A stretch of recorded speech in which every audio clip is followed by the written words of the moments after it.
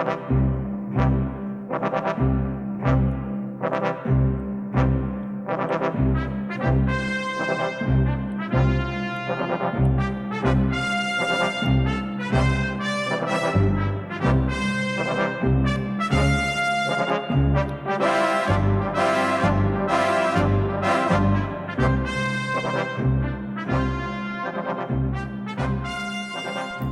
everyone, in this video I would like to discuss the square root property, but before we do that I'd like to solve a problem that you already know how to solve.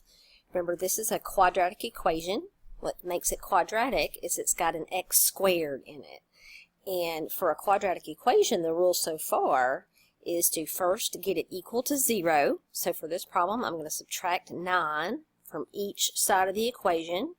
It gives me x squared minus 9 equals 0. And remember, the next technique we learned was to factor. So to use the factoring technique, first you've got to get your quadratic. Now again, remind me, how do I know this is a quadratic? Because it's got an x squared in it. And if you have a quadratic, the method is to get it equal to 0 on one side and then factor this if at all possible. And this is a difference of squares. So this factors into x plus 3 times x minus 3. Of course, that equals 0. And then what do? You set each one of these factors separately equal to 0. So you get x is equal to negative 3 and x is equal to positive 3. Now, I bet you could just look at this problem and tell that that's the case. So let's go back and just look. Look right there. So just imagine in your head, if I plug in numbers for x, so just picture plugging in numbers right here for x. I didn't highlight what I wanted. There we go. 3 would work, right? Because 3 squared is 9. Now, the number we don't think about right off the bat that also works is that negative 3 value. Now, there's a different technique to solve these, and I'm going to do this in red, but anytime you have something squared, so in this case x squared is equal to a number, in this case 9, you can evaluate the square root of both sides. So I would do the square root of x squared is equal to the square root of 9. Well, we know the square root of x squared is x, and the square root of 9 is 3. But you see the problem, don't you? That doesn't give us both answers. So here's a rule that you absolutely must follow.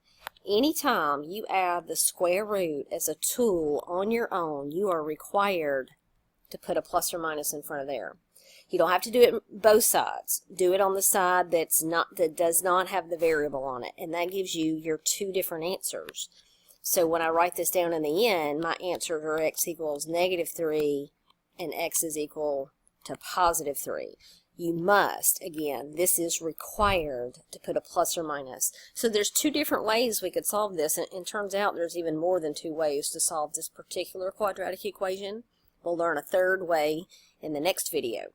But in this section, we're focusing on just the square root property, and let me show you that official property.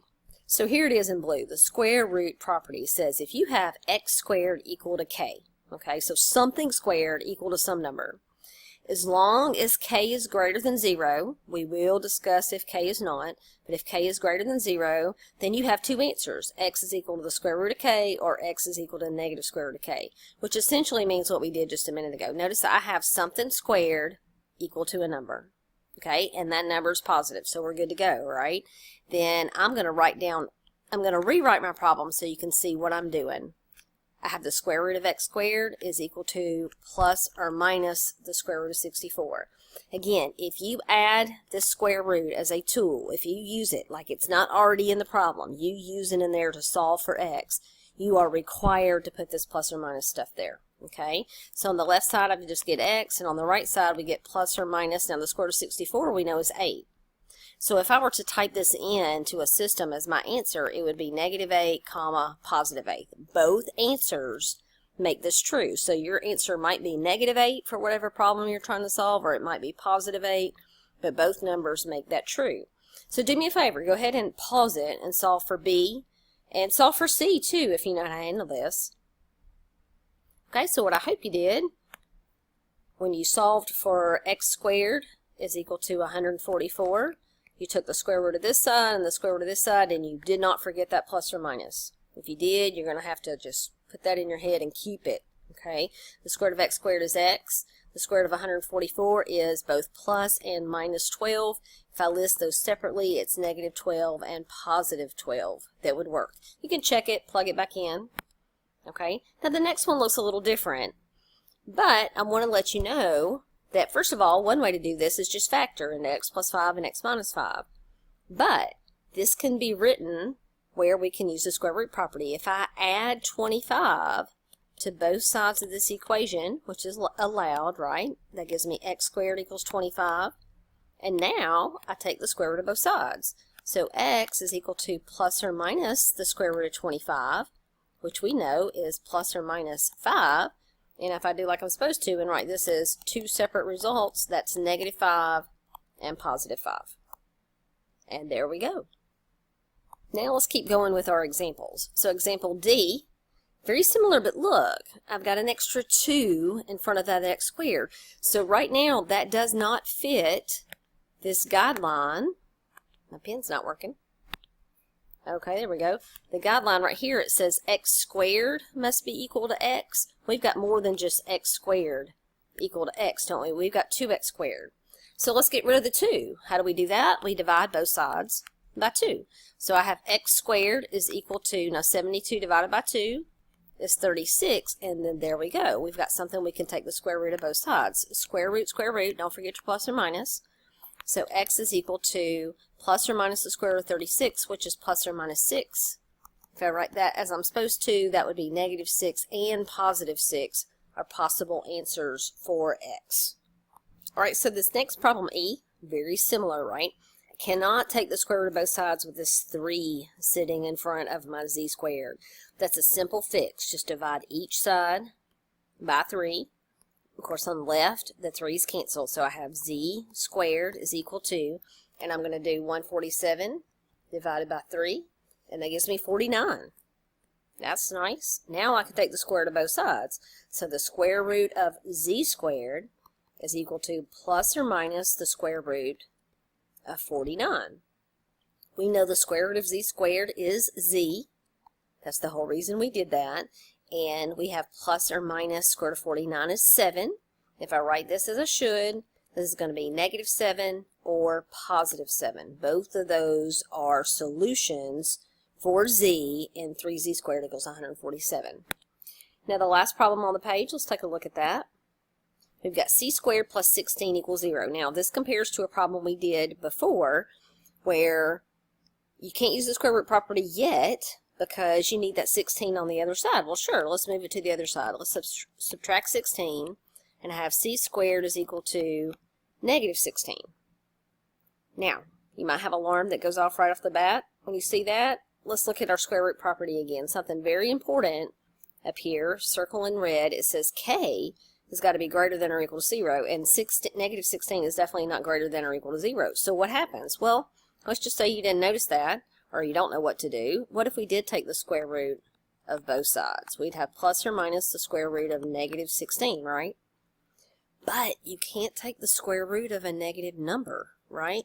So this is not real. Now when you take your next math course, you're going to learn that the square root of a negative number is an imaginary number, which is still not real. It's not a real number. So it's nothing that you can plot on a number line. So we're going to stick with that right now. You may even have to type this symbol in because it means no solution. This does have a solution. It's just not a real solution. But if you go back to your original problem and just think about this, or actually, let's just go back right here where I've got this highlighted and think about what numbers could make that true. Well, you can't multiply a number by itself and ever get a negative number. I mean, that just can't happen, right? And that's why it's not a real number that would make that true. So anytime you're trying to take the square root of a negative number, you can't do it, okay? So not real is what you put for yours. Now at this point in the video, you have learned everything that you need to know to do the remainder of the problems. They just get slightly more complicated. I need to show you tricks. What if you have fractions? What if you have more than one thing to do? And so that's what I have, is plenty of examples to help you out.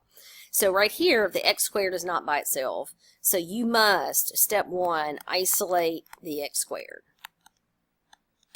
Okay, that is required no matter if you're going to use the square root property. Now, if you have just an x to the first power in your problem, you cannot use the square root property. Okay, you have to have something squared equals a number every single time. So if you've got this extra guy right here, just, x squared plus 2x plus 5, no square root property is going to apply to that. But notice in this problem G, you have x squared, and everything else is just numbers sitting there. So what I'm going to do first is subtract 1 from both sides. So that gives me 5x squared equals 46 subtract 1, of course 45. Now I still got to get rid of that 5, so divide by 5 on both sides. And now I have x squared is equal to 9. Finally, now I can use the square root property. So I have the square root of x squared is equal to, do not forget about that plus or minus, the square root of 9. The square root of x squared is x. The square root of 9 we already know is 3 with your plus or minus, so your answers are -3 or +3 will make that quadratic equation true. Now, this next problem, what if you have a fraction? Well, we know a technique called clearing fractions, that as long as you have an equation, and we do, you can multiply every single term by the least common denominator. So I'm going to multiply every one of these terms by 4. Okay, so this 4 and this 4 in the denominator cancel. So I get 3z squared. Now, this 4 times this 3 is going to be -12. And this 4 times 18 on the other side is going to be 72.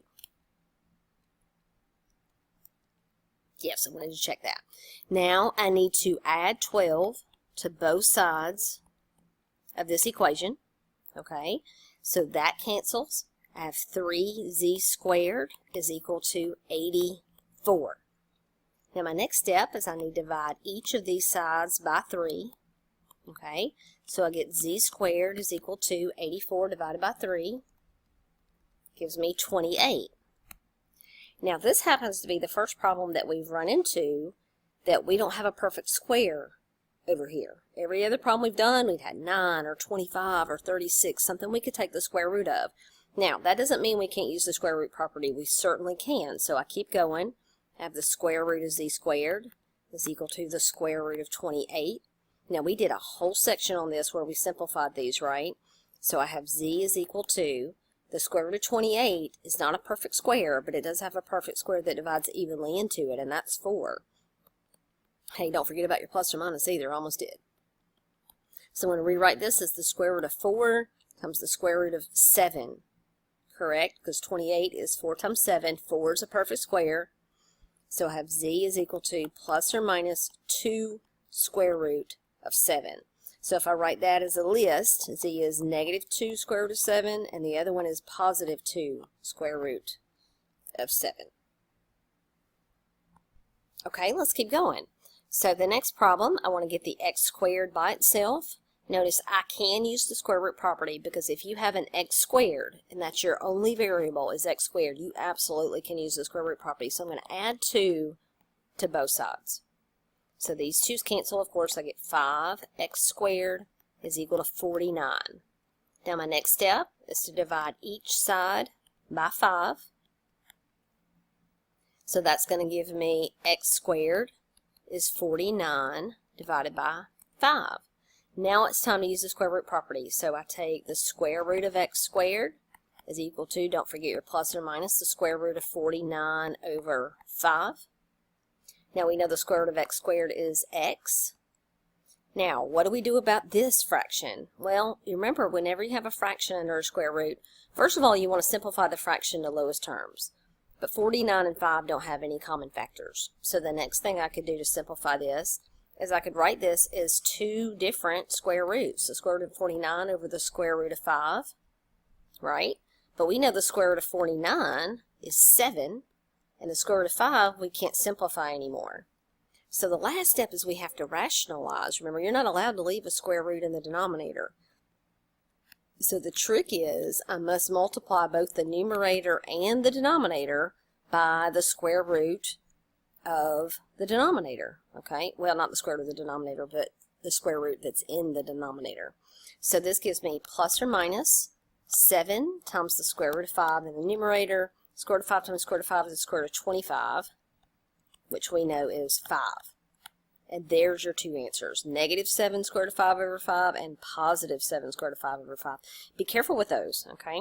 Let me write this answer in green so you feel comfortable with it. So x can be negative 7 square root of 5 over 5, and x can be, can't write anymore, x can be positive 7 square root of 5 over 5. And that would be your two solutions. So let's try another one. Very similar. Matter of fact, I think it's worth pausing the video and you try this yourself. Alright, so hopefully you did this problem just like this. You subtracted 6 from both sides, and you have 3t squared is equal to 70 minus 6, which is 64. That's my next step. Divide by 3, correct? So t squared is equal to 64 divided by 3.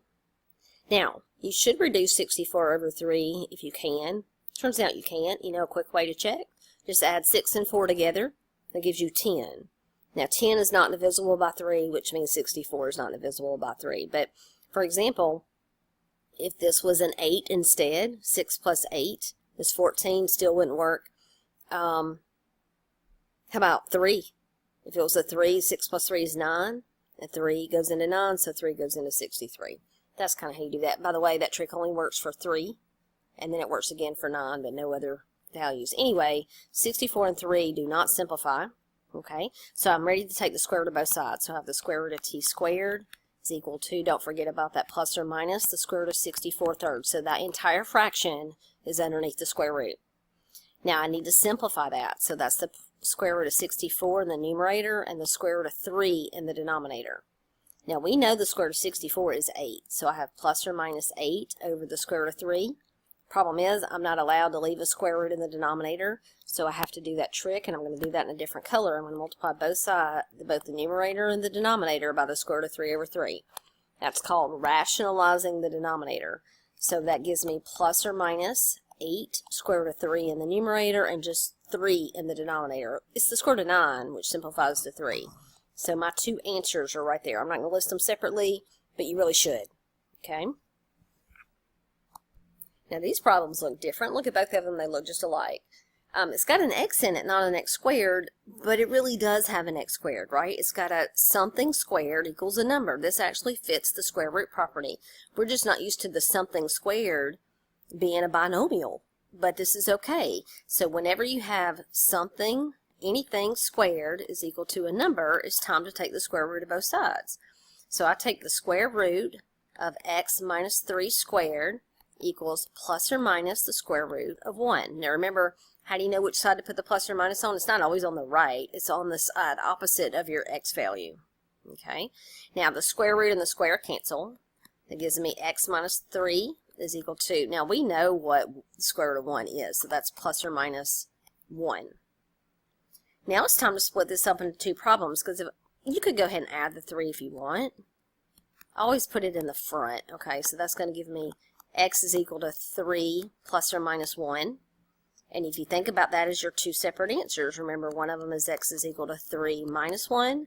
The other one is x is equal to 3 plus 1. That's what we've done all along, but we're not used to having a number in front of it.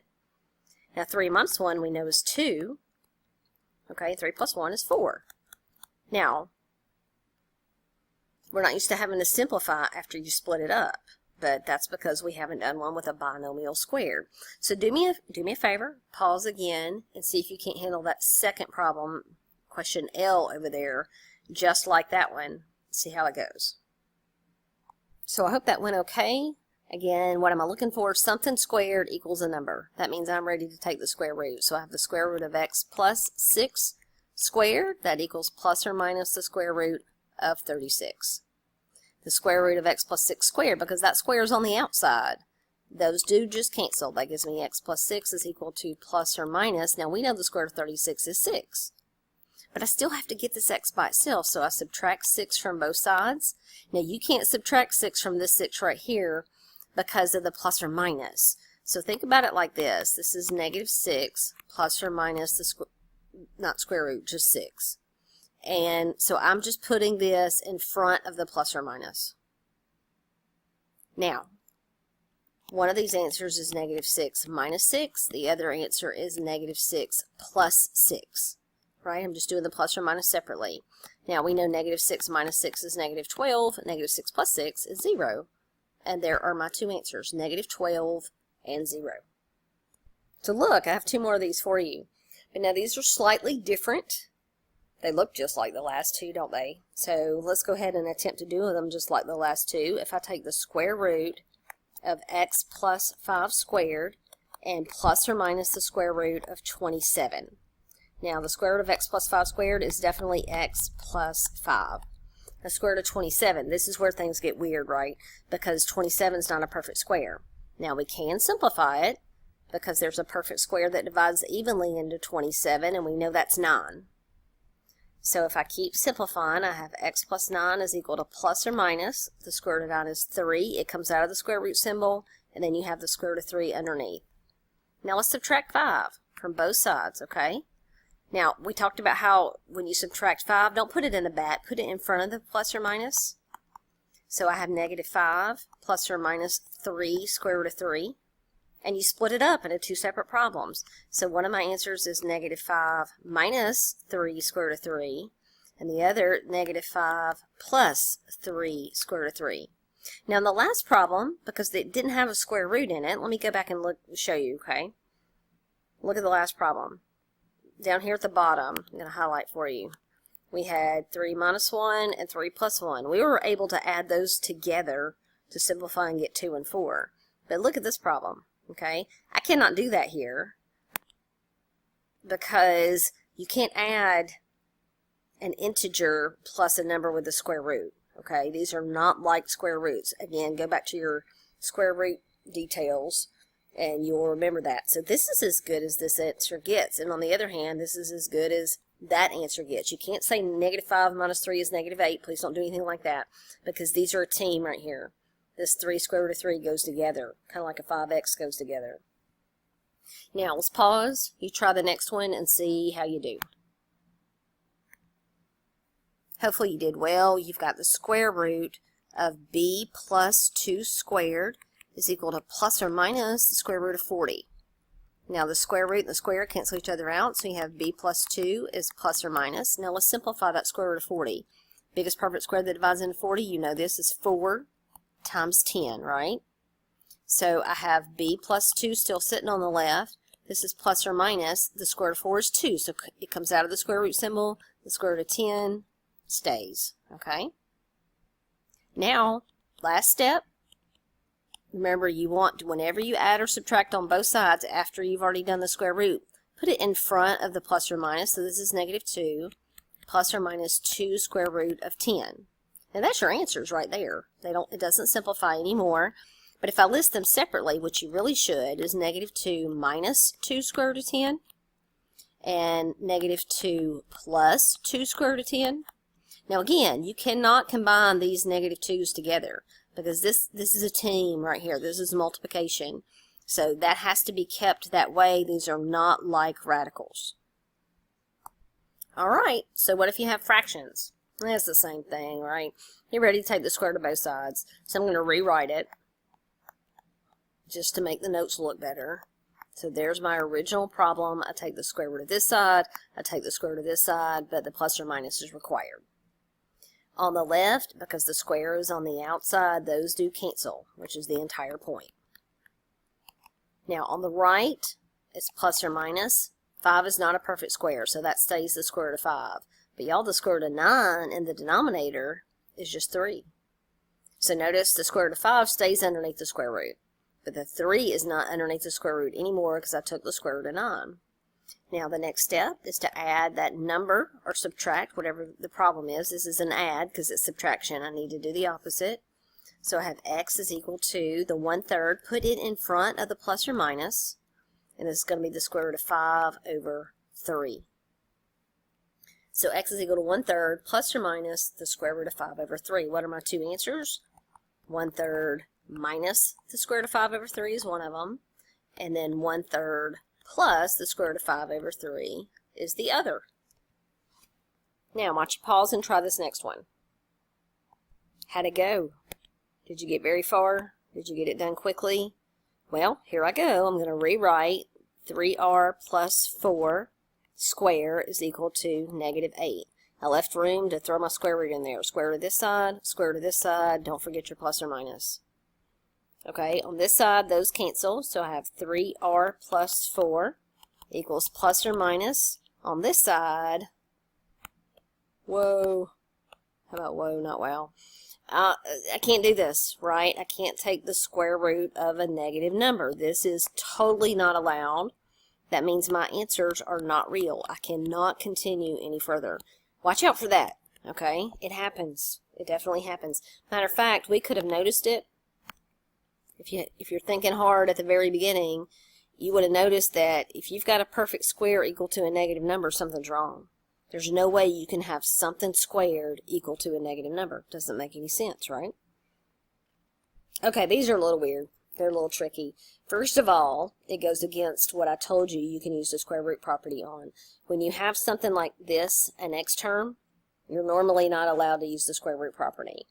But these two are different because you can write these as perfect squares. These are perfect square polynomials. This is not the method that I would use to solve this. When you learn all your methods, is probably not the way to go. But I want you to see it just in case the homework demands that you do this using the square root property. So what I want you to do on the left is write this as a perfect square. In other words, factor it. Okay, so when multiplies to be 9 and adds to be -6, we know -3 and -3 do that, right? This is x minus 3 times x minus 3. Now here's the deal. These are the same factors. That means we can write this as x minus 3 squared, right? So now you see, oh yeah, it is a perfect square problem. I've got something squared equal to a number. But you don't, when you first look at it, that's not what you would think to do. I know, they're just unusual problems. But this one and the one right next to it, those are really, they both can be written as perfect square problems. So I'm going to take the square root of both sides. So I take the square root of this side.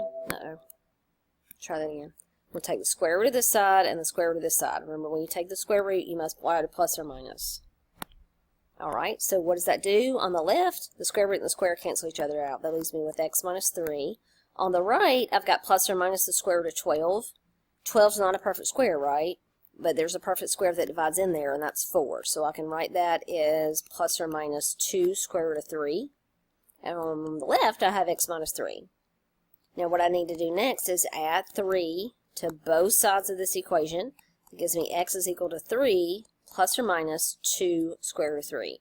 If I write these as two separate results, it's going to be 3 minus 2 square root of 3, and the other one would be 3 plus 2 square root of 3. That's two different answers. So there's an answer, and there's an answer. Alright, pause. Try this one. Example R, which is y squared plus 12y plus 36 equals 32, using the same technique, and see how you do. So how did you do? So this, does it factor into a perfect square binomial? Well, what multiplies to be 36 and adds to be 12? That's 6 and 6. So this is y plus 6 times y plus 6 equals 32. Now, with it written like that, I still can't use the square root property. But it's suddenly, when I write it like that, I have a perfect square equal to a number. So it is time to use the square root property. I take the square root of the left, I take the square root of the right. As long as I put a plus or minus in front of one of the sides, the side you want to put the plus or minus in front of is the one that doesn't have the variable. Okay, so that gives me y plus 6 on the left, and I want to simplify the square root of 32. We know that that breaks down into, what's the biggest perfect square that divides 32? I hope you put 16, because it is. Okay, the square root of 16, don't forget your plus or minus, the square root of 16 is 4, square root of 2, and then I'm going to subtract 6 on both sides. It's going to be my last step, so minus 6 minus 6. Remember, when you do that last subtraction step, you want to put that in front of your plus or minus. So I have negative 6 plus or minus 4 square root of 2. That can be written as two separate answers. One of them is negative 6 minus 4 square root of 2. The other one is negative 6 plus 4 square root of 2. Do not combine this negative 6 and this minus 4. That is not negative 10 square root of 2, because this guy has a square root and this guy does not. They are not like radicals. So you are finished with that problem. Alright folks, I'm just going to put you through 2 more problems. That's it. So just hang with me. Notice this looks like the last 2. It really is. But slightly more complicated because we have this leading coefficient of n. But this still can be written as a perfect square equals 25. And what's the perfect square? Well, to test it out, you just take the square root of the front and the square root of the back and put a minus, right? Because the middle is minus in between. So 3x minus 2, would that work? Well, you just check it. So you do 3x minus 2 times another 3x minus 2. Does that really give me that? 3x times 3x is 9x squared. Yeah. 3x times negative 2 is negative 6x. And then you do it again. You go, yeah, sure enough, that is what that equals to. Okay? That's the fastest way to factor those. Just see if it works. Now that we know it works, I take the square root of both sides. So I take the square root of that one and that one. Don't forget the plus or minus. Now, that and that cancel each other out, right? So this is 3x minus 2 is equal to plus or minus the square root of 25. Good news is we know what the square root of 25 is, so that's plus or minus 5. Hadn't had one of those in a while. And you have 3x minus 2 on the left. Now, remember the next step was to put the number in front. Okay, so I have 3x. I'm going to add 2 to both sides. Let me write it that way. So that 3x is equal to 2 plus or minus 5. This is the first one where we have this extra 3 down here. So I divide this side by 3 to get rid of it. What do I divide by 3 over here? All of it. Okay, all of it. So my 2 answers are x is equal to 2 minus 5 over 3. The other one is 2 plus 5 over 3. Well, that could be simplified further, don't you think? 2 minus 5 is negative 3 over 3, which is negative 1. So that's one of my solutions. 2 plus 5 over 3 is going to be 7 over 3, and that won't simplify anymore. So there's my 2 solutions. Now, promise, last problem. Pause, try to do that same technique on that one, and then you will be an expert. How'd it go? Alright, so you've got 16y squared plus 40y plus 25. Let's see if we can get this thing factored into a perfect square equals 4. Now, just for future reference, again, this is probably not the technique that would be my go-to if I just had to solve something like this. I would probably try to get it equal to 0 and use a different method. But since we are in this section, I want you to be aware that there are certain problems like this that can be solved using this property. Okay? Now, knowing that, I'm just going to try and see if this will factor like the last one. Like the square root of 16y squared we know is 4y. There's a plus in the middle, so I'm going to put plus right here. The square root of 25 is 5. Now, I don't know that that's the factor. I'd really have to check it. Is 4y plus 5 times 4y plus 5, is that really equal to that thing right there? So 4y times 4y is 16y squared. 4y times 5 is 20y. This 5 times 4y is another 20y. And 5 times 5 is 25. Now that is so hard to see, but look, it is. Okay, so this is correctly factored. Now that I know I have a perfect square equal to a number, I take the square root of both sides. So I have the square root of 4y plus 5 squared is equal to plus or minus the square root of 4. Now, the square root and the square cancel each other out, so now I have 4y plus 5 is equal to plus or minus. We know the square root of 4 is 2. Now I need to subtract 5 from both sides. Remember, every single time we are putting that number in front of the plus or minus. So 4y is equal to negative 5 plus or minus 2. Last step, I divide everything by 4. So I have y is equal to negative 5 plus or minus 2 over 4. Except we need to split it up. That can be simplified. So one of my answers is y is equal to negative 5 minus 2 over 4. And the other one, we'll sneak over here, is y is equal to negative 5 plus 2 over 4. Don't leave them like that either, because it's not simplified. So negative 5 minus 2 is negative 7 over 4. That's a final answer because it won't reduce. Negative 5 plus 2 is negative 3 over 4. That won't reduce either. So there we go. That is the square root property. I hope you found it easy. If not, look back over it again. I think you will. Take care.